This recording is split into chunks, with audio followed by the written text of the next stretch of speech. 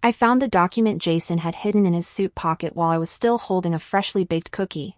The smell of butter mixed with his cedar cologne should have been comforting, but as I stared at the words land valuation in the upper right corner of the page, my throat suddenly tightened. "What are you looking at?" Jason wrapped his arms around my waist from behind, resting his chin on my shoulder. He had just come in from outside, and the hem of his trench coat still carried a bit of the cool Los Angeles evening air. I quickly stuffed the document back into his pocket, trying to smile as I turned around. "Nothing, just saw your suit was wrinkled. Freshly baked cranberry cookies, want to try one?" He took a piece and put it in his mouth, his eyes curving into a beautiful shape. "Our Ella's skills are getting better and better. Oh, by the way, there's a party next Saturday. Are you going to wear that champagne-colored dress I ordered for you?" I nodded in agreement, watching him walk to the living room window and take out his phone to text someone. The sunlight shone in at an angle, gilding his profile. This face, when it first smiled at me at the art exhibition 3 months ago, I almost thought I had stumbled into a movie scene. Jason Walker sounds like a name that would appear in Vanity Fair magazine. 34 years old, a producer, drives a flashy red Porsche, but will squat in front of my old, paint-chipped developing machine, patiently listening to me explain how to adjust the developer. He said he liked my photos, said that my Los Angeles had a gentleness that others can't see in my lens, and even said he wanted to turn my photography collection into a documentary so that more people could see it. "Are you really going to film at my house?" I was holding the freshly developed photos at the time, my heart beating like a drum. "Of course," he pointed to the old tapestry on the wall of my living room. "This house itself is a story. One of the earliest wooden structures in Silver Lake. Your parents had good taste. My parents died in a car accident when I was a junior in college, and this house is the only thing they left me. The attic is filled with crayon drawings I made as a child, the kitchen cabinets hide my mother's annotated recipes, and even the crooked lemon tree in the backyard was planted by my father himself." The first time Jason came, he touched the trunk of the lemon tree and said, "Everything here should be properly recorded." At that time, I felt that he really understood. By the way, Jason hung up the phone, walked over and ruffled my hair. "My assistant is coming over tomorrow to get some information about the house. The documentary needs to be reported, and a form needs to be filled out, requiring a copy of the property certificate or something." Property certificate? I was stunned for a moment. Isn't it enough to have photos and videos? "It's a procedural matter, very troublesome." He pinched my cheek. "Don't worry, just a copy, I'll return it to you soon." He said it lightly, but that uneasy feeling in my heart popped up again. Last week, Lena came over for a drink and pointed out the window, saying, "Haven't you noticed? How many old houses have been demolished in Silver Lake in the past 2 years?" The developer's eyes are red. Lena is my childhood friend, who opened a dilapidated bar on Venice Beach and always speaks her mind. She rolled her eyes the first time she met Jason, saying, "This guy smiles like he's calculating how many cards you have in your wallet. You're just prejudiced against rich people." I retorted at the time. "I'm prejudiced against you." She took a swig of beer. "Stupid as hell." Now that I think about it, Lena's words are like a thin needle, piercing the beautiful dream I was carefully maintaining. The next day, Jason's assistant came, a blonde woman in a suit, with a standard smile that stretched her mouth wide, but without much warmth. When she took the property documents I found, the sequins on her nails flashed in my eyes. "Miss Cole, Mr. Walker said your house is 100 years old," she chatted while making copies. "Almost, it's been around since my grandfather's generation." "That's rare." She handed back the original, her smile even sweeter. "There are so few old houses that can be preserved in this location now." I didn't answer, watching her put the copy into her briefcase, zipping it up quickly. As she left, I caught a glimpse of a corner of paper sticking out of the side pocket of her briefcase, which seemed to be printed with the words demolition plan. When Jason came back in the evening, I pretended to ask casually, "Is the information your assistant took enough? Do you want me to find some old photos?" "Enough, enough." He was typing on the computer, without even raising his head. "By the way, wear those silver high heels for the weekend party, the ones I bought you." He can always divert the topic in this way, like a magician. On the opening day of my photography exhibition, the gallery was packed. Jason, wearing a sharp suit, took my hand and greeted everyone, introducing me to the directors and artists I had only seen in magazines before. "This is my girlfriend Ella," he smiled proudly, "a genius photographer, her lens can capture the soul." I blushed at his praise, but the corner of my eye could always see him looking at his watch from time to time, his fingers quickly typing something on his phone screen. Near the end of the exhibition, he received a call and went to the corner to talk for a long time. I walked over with a glass of champagne, wanting to hear what he was saying, but I heard him lower his voice at the corner. "The property rights are no problem, her parents had it notarized back then. Get it done before signing the contract next week. That piece of land must be taken." My champagne glass almost slipped from my hand. The light in the corridor was very dim, stretching his shadow very long, like a monster with outstretched claws. He hung up the phone and turned around to see me, the impatience on his face instantly turning into tenderness. "Why did you come over? Are you tired? Let's go home." "What were you talking about just now?" My voice trembled a little. "Talking about work." He reached out to take my hand, "A new project, a bit tricky." "Is it a project about my house?" His hand paused, then he smiled. "Silly girl, what are you thinking? Didn't I say I was going to make a documentary? Don't worry." He pulled me out, his palm was very hot, but I felt like I was holding a piece of ice. The car drove onto Sunset Boulevard, the neon lights flickered on the car window, and as I looked at the fleeting street scenes outside the window, I suddenly felt that the past 6 months had been like a dream. He took me to fancy restaurants, gave me limited edition cameras, and said he wanted to help me realize my dreams. But now that I think about it, every time he praised my photos, he would always add, "This house is so perfect for photos." Half of the connections he introduced me to were directors, and the other half were businessmen who lived very rich. When we got home, while he was taking a shower, I couldn't resist opening his laptop that he had left on the sofa. No password, the desktop was clean, with only a few folders. I clicked on the folder named Silver Lake Project, my heart pounding.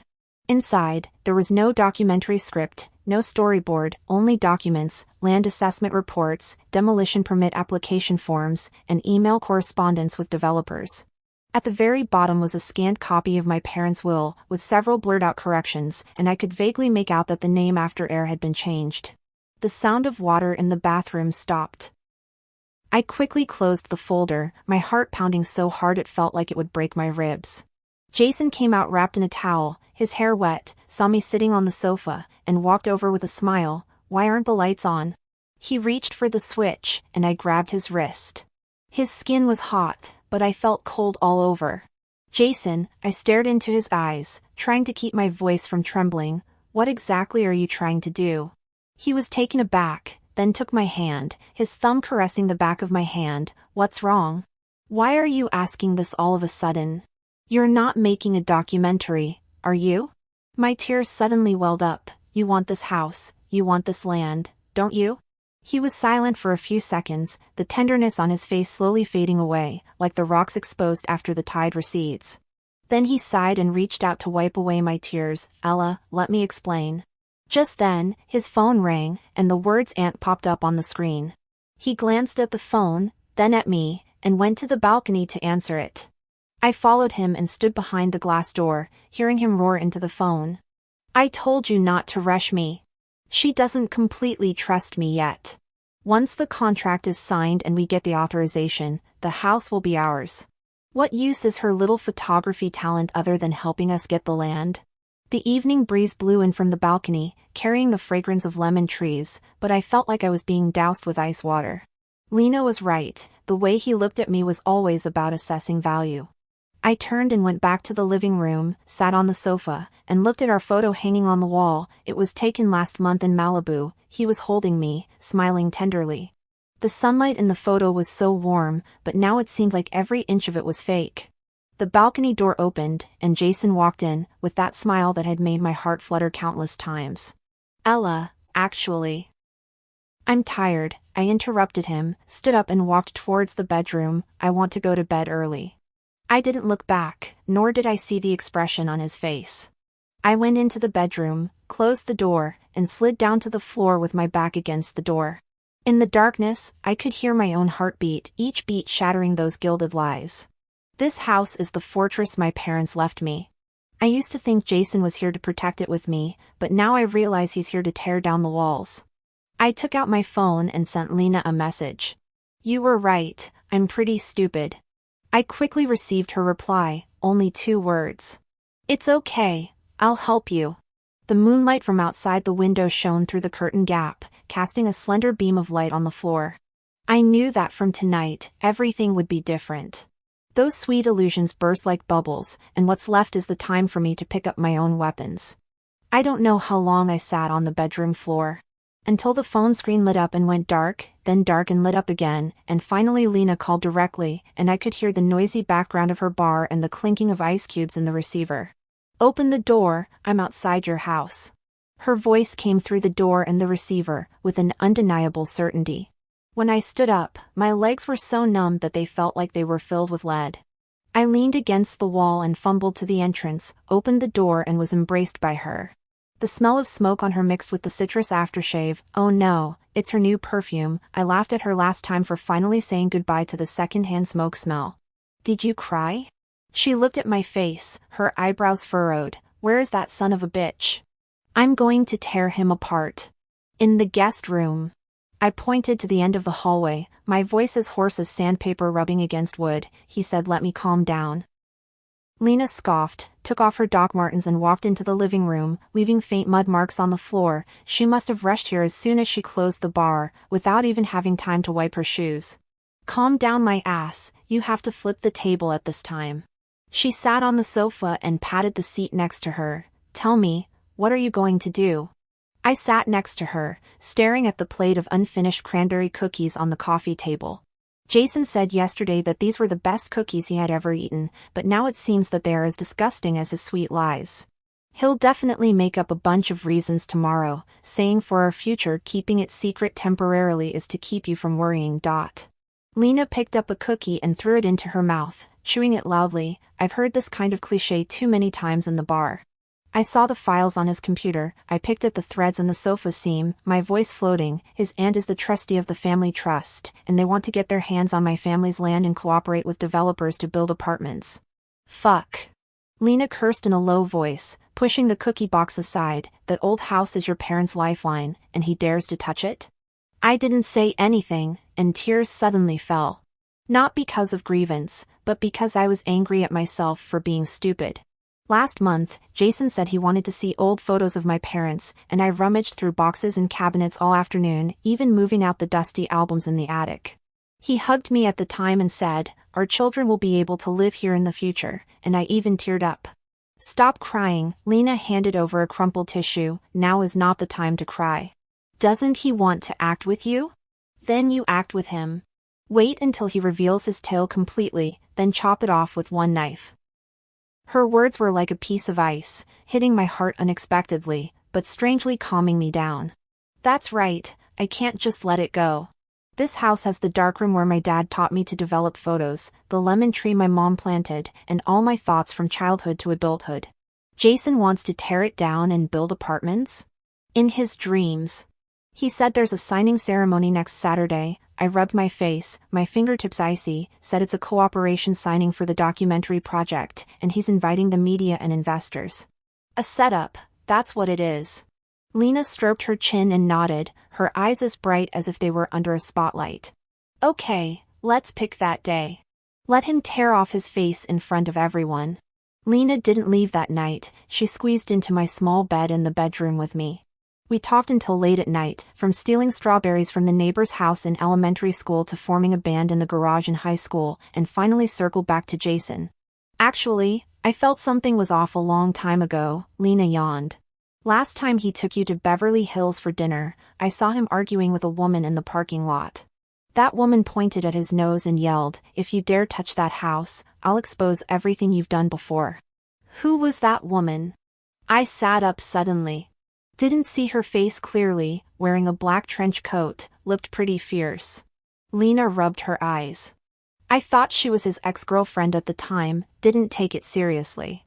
We guessed for half the night, but couldn't figure it out.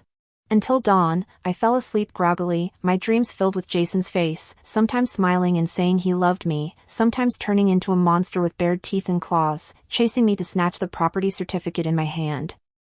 When I woke up the next day, Lena was already gone, leaving a note on the table. I'm going to investigate that woman, you stay calm and don't give anything away. Next to it was a sandwich she brought from the bar, still warm. Jason came out of the guest room with bloodshot eyes, like he hadn't slept well. He came over to hug me, but I dodged to the side, his hand frozen in midair. Ella, his voice was quite hoarse, about yesterday, it was my fault, I wasn't honest with you. I lowered my head and didn't speak, sneering inwardly, here it comes, the acting begins. That real estate project, it does exist, he sighed, sitting down beside me, but I wanted to turn it into our project.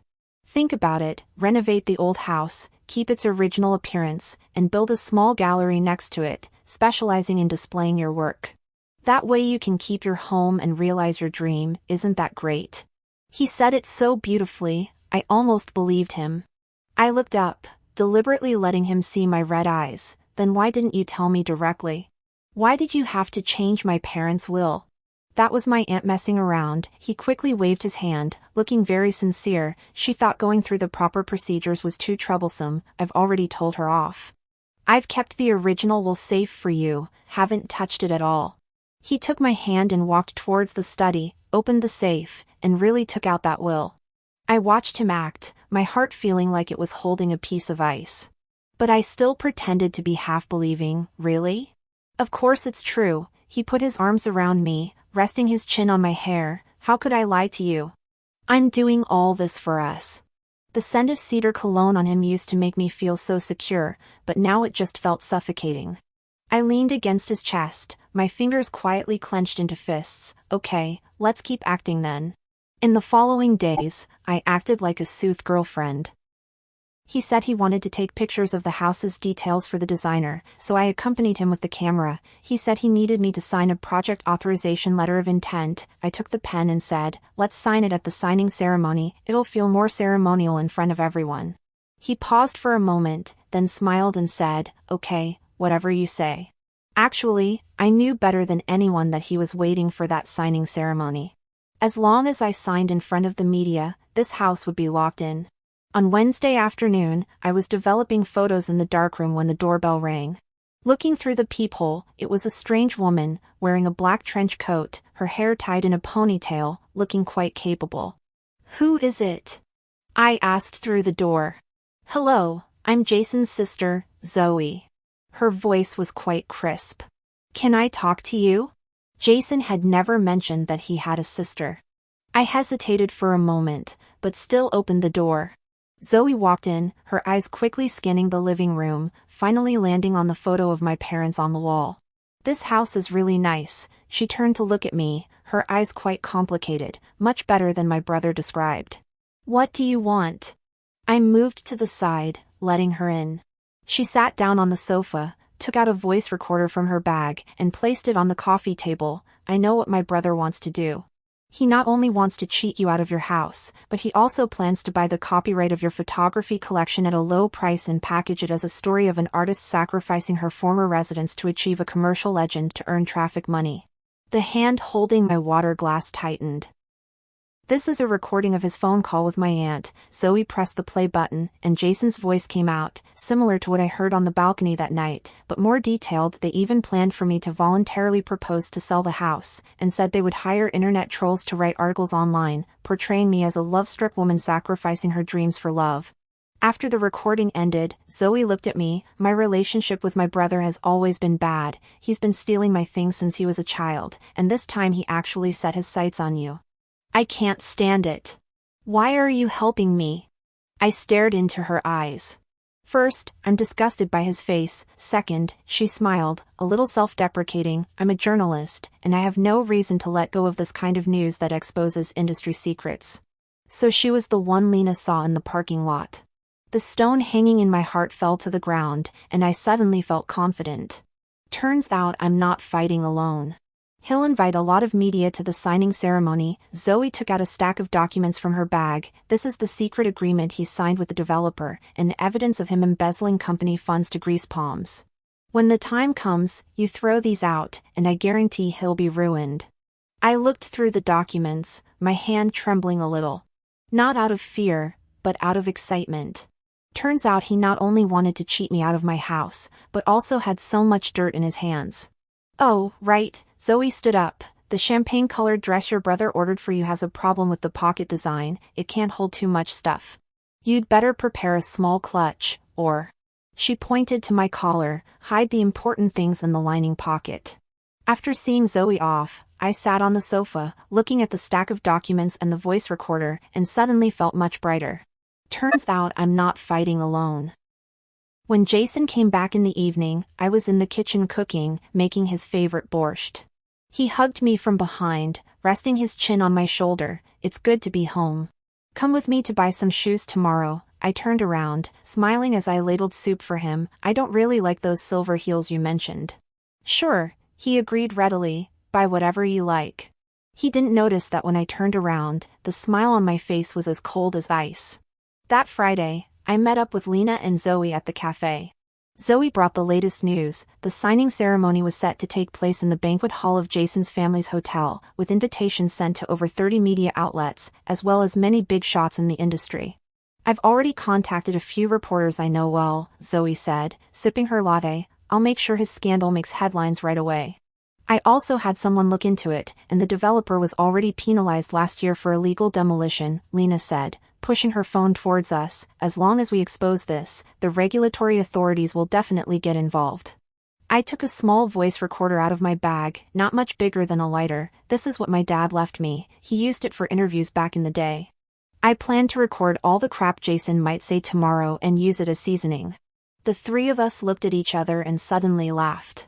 Just like when we were kids planning to do something big, nervous and excited. On the way home, I passed a jewelry store and went in to buy a brooch, silver, with a few small rhinestones embedded in it, looking inconspicuous, but it could be opened up as a hidden compartment to hide things. I planned to hide the most important copy of the agreement in it and pin it on my dress. When I was trying on the dress that night, Jason leaned against the door frame and looked at me with admiration. You look beautiful. Really? I twirled in front of the mirror, the skirt like a blooming flower. I hope nothing goes wrong tomorrow. What could go wrong? He walked over and smoothed my hair. After tomorrow, we'll have our own gallery. I nodded with a smile, but in my heart, I was counting down. In just over 10 hours, this play would come to an end. Before going to bed, I divided the evidence into 3 parts, one for Zoe, to give to the reporters she knew, one to be given to the regulatory authorities. Zoe said she had already contacted them and would pretend to be a guest to sneak in, and the last one, I would personally throw out at the ceremony. I put the voice recorder in the newly made lining pocket, and pinned the brooch with the copy of the agreement hidden inside on the inside of the skirt. After doing all this, I lay in bed, looking at the ceiling, and suddenly I wasn't nervous anymore. The moonlight outside the window shone through the curtains and fell on the floor, like a silver road. I remembered when I was a kid, my dad taught me how to develop photos. He said, overexposure will turn white, underexposure will turn dark, only just right can you see the truth. I used to think that love was like developing photos, you had to be careful and gentle. Now I understand that some lies are like poor quality negatives, no matter how careful you are, you can't see the real thing. Tomorrow is the moment of exposure. I closed my eyes and took a deep breath. Jason, are you ready to face your end? The sunlight on the day of the signing ceremony was a bit dazzling. I stood at the side door of the hotel banquet hall, my palms were sweaty, clutching the brooch with the copy of the agreement hidden inside, the metal edge hurting my skin. Lena poked my waist from behind. Scared? A little. I told the truth. The hem of the dress swept over my ankles, the champagne-colored satin shimmering in the light, like a layer of fake sugar coating. Think about the lemon tree in your house, she whispered, stuffing a mint into my hand. Think about what your dad said when he taught you how to develop photos. The coolness of the mint rushed from the tip of my tongue to the top of my head, and I suddenly calmed down. That's right, I'm not here to argue, I'm here to protect what should be protected. The MC's voice came from the banquet hall, saying that Jason was about to take the stage to give a speech. Zoe squeezed through the crowd and gave me an okay gesture. She was wearing a red dress today, like a fire that could spread at any moment. The people from the regulatory authorities are in the 3rd row, she said quickly. The reporters are all on the left, get ready and go. I nodded, watching her turn and mingle with the guests, her high heels tapping at a rapid drumbeat on the marble floor. Jason's voice came through the speakers, gentle and magnetic, like telling a touching love story. The day I met Ella, she was squatting in the alley of Silver Lake taking pictures of stray cats, the sunlight shining on her hair, and I suddenly thought, this is the person I want to spend my life with. There was a burst of laughter from the audience, mixed with a few exclamations of admiration. I stood in the shadows, watching him standing in the spotlight, impeccably dressed, with a perfect smile, and suddenly felt very strange. The past 6 months have been like a dream that I can't wake up from, and now it's finally time to wake up. So today, I want to announce an important decision. He paused, his eyes sweeping towards the door, as if looking for me. I will work with Ella to transform the old house left by her parents into an art space, so that more people can feel the warmth of art and home. Now is the time. I lifted my skirt and walked into the banquet hall step by step. All eyes fell on me, some surprised, some curious, and Jason's face flashed with a hint of smugness. He thought I was here to cooperate with him in acting. Sorry to interrupt. My voice was a little shaky, but clear enough. The MC wanted to stop me, but Zoe stopped him with a wink. Jason walked off the stage, wanting to take my hand. Ella, you're here. I took a step back, avoiding his hand. The spotlight followed, making it a little hard for me to open my eyes. I took a deep breath, took the brooch from the inside of the dress, opened the hidden compartment, and took out the copy of the agreement. The art space that Jason is talking about, is he referring to this? I held up the agreement, facing the cameras below the stage, a demolition agreement for luxury apartments signed with the developer, planning to demolish the old house in Silver Lake and build 6 high-rise apartments. The audience was instantly silent, followed by a buzzing of discussion. Jason's face turned white all of a sudden, and he reached out to grab it. Ella, don't be ridiculous, this is a misunderstanding. Misunderstanding? I smiled, took out the documents Zoe gave me from my handbag, and threw them into the air one by one. Are these also misunderstandings? The flow of funds misappropriated from the company to bribe people, the forged demolition permits, and the recording of your phone call with your aunt. Do you want me to play it for everyone now? I pressed the record button, and Jason and his aunt's voices echoed through the banquet hall. The scheming, the mockery, and that line, her photography skills are only good for helping us get land, slapped him in the face like a punch. The reporters went crazy, pushing forward, and the flashes popped incessantly. Jason's aunt stood up from the back row, pointing at me and yelling, "You liar. You seduced my nephew." I seduced him? I looked at her, suddenly feeling incredibly bored. Why don't you ask your nephew how he tricked me into handing over the property certificate, and how he planned to tamper with my parents' will? Just then, 2 uniformed people squeezed through the crowd and walked over. They were from the regulatory department. They walked up to Jason, flashed their badges, and said, "Mr. Walker, we received a report suspecting you of illegal demolition and commercial fraud. Please come with us." Jason was still struggling. "You can't do this. I'm Jason Walker." But no one paid attention to him. As he was being taken away, his eyes were fixed on me, as if he wanted to breathe fire. But I wasn't afraid at all. It was like watching a farce finally come to an end. Zoe ran over, holding a camera in her hand. Perfect. Those shots are definitely going to be on the headlines. Lena also squeezed over, giving me a big hug. Awesome. I knew you could do it. The surroundings were chaotic. Some people were scolding Jason, some were taking pictures, and others were discussing the developer's dirty secrets. I suddenly felt a little tired and turned to walk out, but a man in a gray suit stopped me. "Ms. Cole," he handed me a business card. His smile was quite gentle. "I'm a reporter from Art Weekly. Can I talk to you? About your photography, and this old house." I looked at the business card in his hand and suddenly realized Jason wanted to use my photography to do something, so why can't I use my photography to protect this house? Sure, I took the business card and smiled, but I have a condition. The report must focus on the historical value of the old house, and I want to launch a photography exhibition to protect old buildings in the city. The man was stunned for a moment, then smiled. "That's a great idea, we fully support it." When I walked out of the hotel, the sun was shining. Lena drove to pick me up. The car window rolled down, playing the song by our favorite band from high school. "Where to?" she asked. "Home." I looked at the fleeting street scenes outside the window, and suddenly felt particularly cheerful, to photograph my lemon tree. Back at the Silver Lake old house, the setting sun was shining diagonally in the backyard. The leaves of the lemon tree were bright green, and there were still a few greenish-yellow fruits hanging on it. I took out my camera and took pictures of it one after another. The shutter sound was as crisp as singing. In the dark room, I washed the photos and pasted them on the wall. Next to it was also a note: starting next week, take a complete photo album of the old house and apply for historical building protection. My phone rang. It was a message from Zoe, with a news screenshot attached. The title was "Producer Elaborately Planned a Scam, Photographer Unveils the Truth to Protect Old House." Below was a photo of me holding the agreement at the signing ceremony. "You're famous, sister." She also added a smug expression. I smiled and replied thank you. Just as I put down the phone, it rang again. It was an unfamiliar number. I answered it. It was a somewhat familiar voice. "Ms. Cole? This is Marcus, the architect I talked to you at the signing ceremony that day." Oh, I remembered. He was standing in the corner at the time, saying he admired my feelings for the old house. "What's up?" I saw the news. His voice was quite sincere. "About protecting the old house, I might be able to help. I've done several historical building restoration projects before. Are you free to meet tomorrow and chat?" Just as an apology for the farce that day, "I know, Jason, I should have reminded you earlier." I thought about it and agreed. After hanging up the phone, I stood in the living room, looking at the photos of my parents on the wall, and suddenly smiled. Jason wanted to destroy all of this, but he pushed me onto a better path. Before, I only dared to photograph my small world in the darkroom. Now I want to take my camera and photograph more people's stories, to protect more places like the old house.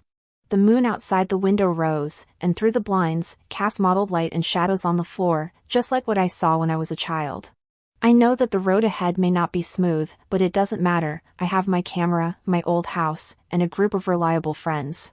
As for Jason, I heard that not only is he facing charges of commercial fraud, but several of his company's projects have also been cancelled due to the scandal, so he's completely finished. But none of this has anything to do with me. He's like a bad photo that should have been thrown in the trash long ago. I took out my camera and took a picture of the moon outside the window.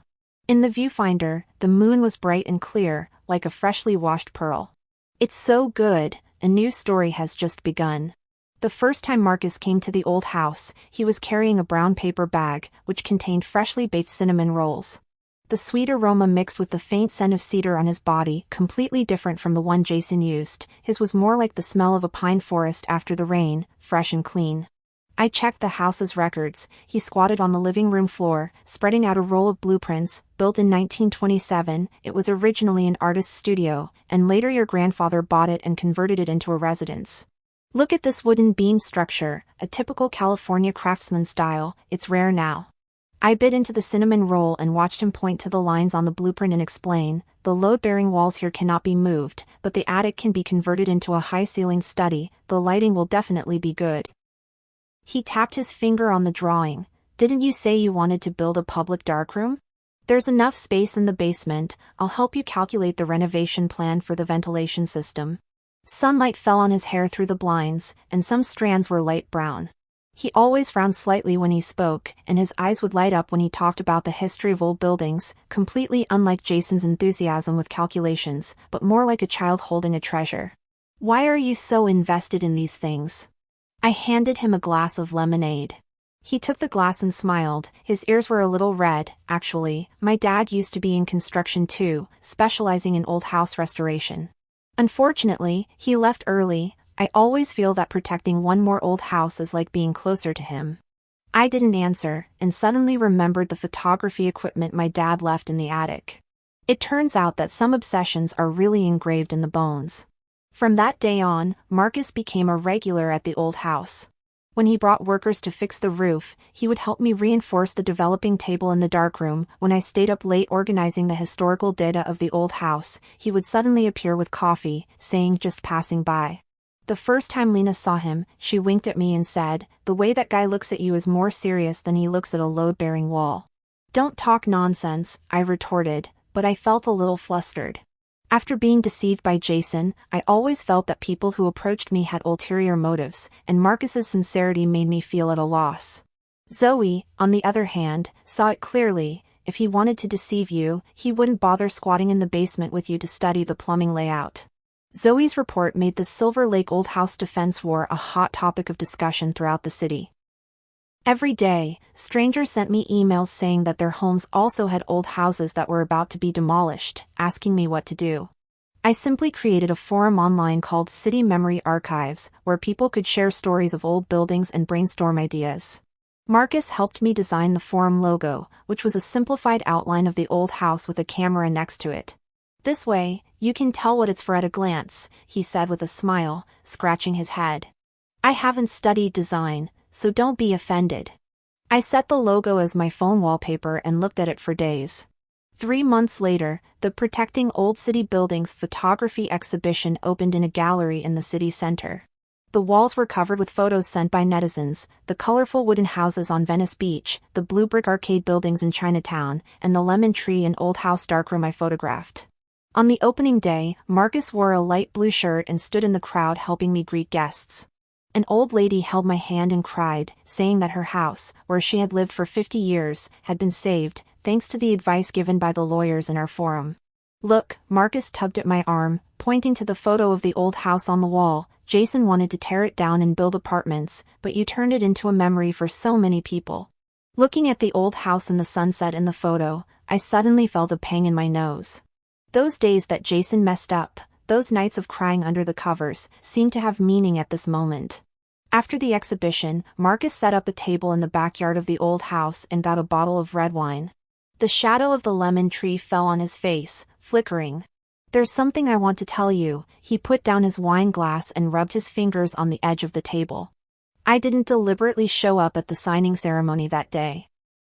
Actually, I had suspected that Jason was up to no good for a long time. When he asked me to make a renovation plan for the old house, the drawings didn't leave any space for the photography exhibition at all, just the layout of luxury apartments. I was stunned for a moment. Then why didn't you tell me earlier? I was afraid you'd think I was meddling, he said with a wry smile, and I was a little afraid to see you at the time. Seeing you taking pictures at the art exhibition made me feel like you were so far away from me. The evening breeze carried the fragrance of lemon blossoms, and I suddenly remembered the first time I saw him, standing in the corner of the banquet hall with a book about the protection of old buildings in his hand. It turned out that some people's approach was really just because of appreciation. Marcus, I picked up my wine glass and clinked it against his. Thank you. Not only thank him for helping me save the house, but also thank him for making me understand that not all gentleness hides calculations, and not all approaches have ulterior motives.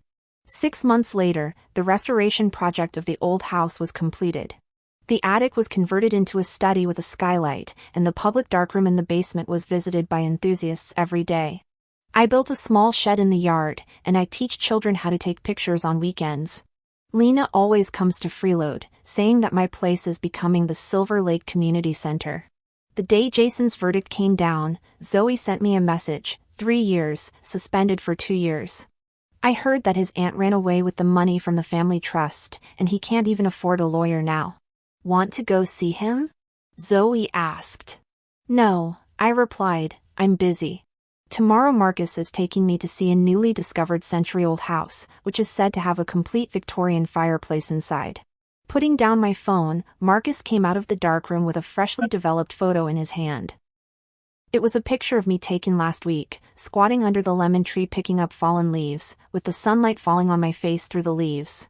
It's a little blurry, he scratched his head and handed it over, but I think it's pretty good. The photo was indeed a bit blurry, but I smiled as I looked at it. I used to pursue perfect light and shadow, clear outlines, just like pursuing Jason's seemingly impeccable love. Now I understand that those slightly blurred moments full of life are the most touching. In the evening, I stood in front of the attic window, watching Marcus helping the children adjust their cameras in the yard. He taught them very seriously, explaining clearly even how to hold the camera so that their hands wouldn't shake. The setting sun stretched their shadows long, like a warm painting. My phone rang, a text message from an unknown number, with only one sentence, I'm sorry. I stared at those 3 words for a few seconds and deleted them. Not forgiveness, but a feeling that it was unnecessary. Jason was like the mold on the wall of the old house, cleaned up, there was no need to always think about it. Marcus suddenly looked up and waved at me, smiling and showing his two small tiger teeth. I waved back at him, turned around and pulled a new photo album from the bookshelf. The cover was made by myself, using the wood grain paper of the old house.